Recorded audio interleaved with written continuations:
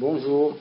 Pour cette deuxième séance, on va voir certaines terminologies et certains concepts de la résistance variétale. Donc, vous devez savoir, comme sur le polycopier, c'est quoi une résistance variétale, c'est quoi un phytopathogène, c'est quoi un stress des plantes, c'est-à-dire stress biotique et un stress abiotique. Ce sont des définitions que vous devez savoir pour les consulter sur votre polycopier. C'est quoi une plante autogame, c'est-à-dire autofécondation, il y a une autofécondation, autocroisement. Une plante allogame, donc un croisement, c'est-à-dire interplante ou interfécondation ou intercroisement.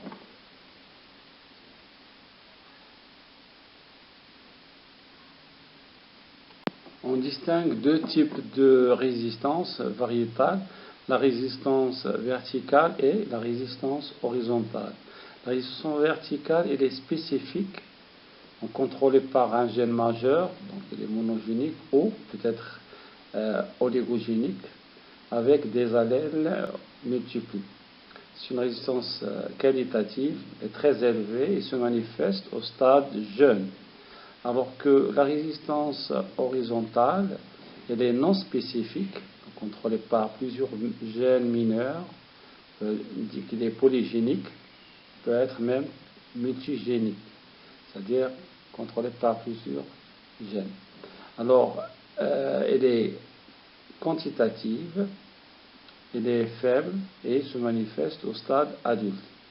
Donc, pour la réaction d'hypersensibilité, elle est présente, cette réaction d'hypersensibilité, elle est présente chez la résistance variétale verticale et elle est absente chez la résistance horizontale.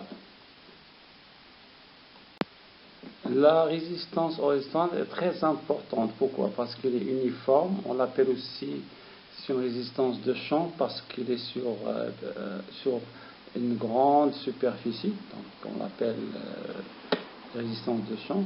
Elle est partielle, elle n'est pas totale, c'est-à-dire il laisse les phytopathogènes se développer, mais sans incidence. Elle est permanente, c'est-à-dire elle est durable et peut tolérer, si vous voulez, les agents pathogènes ou les phytopathogènes. Alors, pour un améliorateur de plantes, la résistance variétale doit être d'abord héréditaire. Si elle n'est pas héréditaire, ce n'est pas intéressant. Ça, c'est la première règle. Deuxièmement, donc il va voir est-ce qu'il est dominante ou il est récessive. S'il est dominante, c'est très important. S'il est récessif, donc on doit déployer des règles pour la faire passer dans les descendances ou dans les générations qui suivent. Alors, est-ce qu'elle est contrôlée par un seul gène, c'est-à-dire monogénique ou quelques gènes oligogéniques, ou soit elle est polygénique?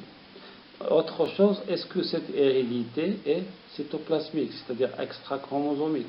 Et ça, c'est très important chez les végétaux.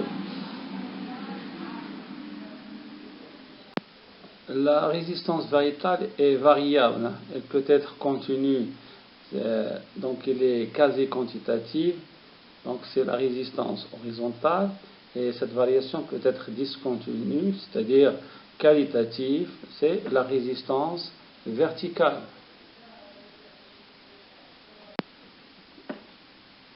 L'hérédité génétique quantitative et qualitative, ça vous l'avez vu dans la génétique des populations, et on va le relier, si vous voulez, à la résistance horizontale ou verticale.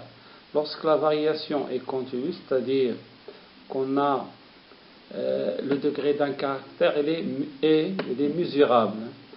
Et vous avez une variation quantitative, c'est-à-dire qu'il y a plusieurs types, si vous voulez, plusieurs phénotypes, et en plus on a l'effet de plusieurs gènes. Ils sont trop petits pour être détectés. Donc les classes ne sont pas bien déterminées. Donc on va utiliser l'analyse de la population avec tous les types de croisements qui sont possibles. Et ça, si vous voulez, entre guillemets, c'est voir TD. Donc, au niveau du TD, vous allez bien comprendre cette variation continue ou variation qui est quantitative. Alors, pour la variation qualitative, donc la nature d'un caractère, c'est une variation discontinue, c'est le cas de la résistance verticale. La nature du caractère elle est descriptible, contrairement à la variation continue et mesurable. C'est une variation qui est qualitative et les classes phénotypiques sont bien déterminées. Toujours, il faut se référer au TD qu'on va voir. Et chaque gène est détecté par son effet propre parce qu'il est monogénique ou oligogénique. Donc l'analyse de la descendance par des croisements individuels, et là vous avez des proportions, c'est-à-dire on retourne à la génétique mendélienne. Donc l'un des problèmes pour les améliorateurs de plantes, c'est la variabilité des facteurs biotiques et abiotiques, c'est-à-dire elles changent.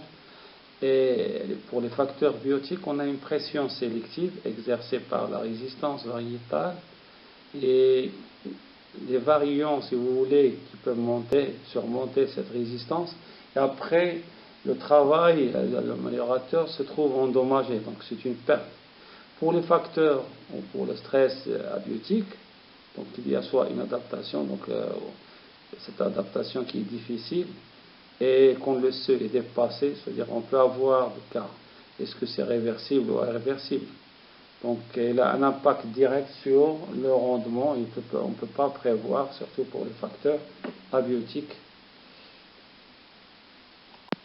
Alors, solution à ce problème, c'est-à-dire la variabilité des facteurs biotiques et abiotiques, c'est l'utilisation d'un schéma de sélection. Donc pour les facteurs biotiques, on utilise des espèces sauvages apparentées aux espèces cultivées parce qu'elles présentent un caractère de rusticité et d'adaptation intéressant.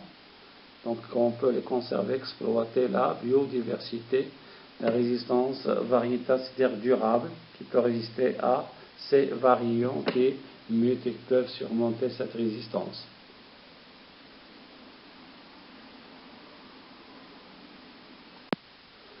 Il y a une interaction entre les facteurs biotiques, abiotiques et la plante hôte. Donc c'est une interaction triangulaire ou très complexe. Donc quelquefois c'est-à-dire elle est réciproque. Et lorsqu'il y a, si vous voulez, des facteurs favorisant le développement de la plante, on peut avoir des facteurs biotiques aussi qui favorisés par les mêmes conditions et vice-versa.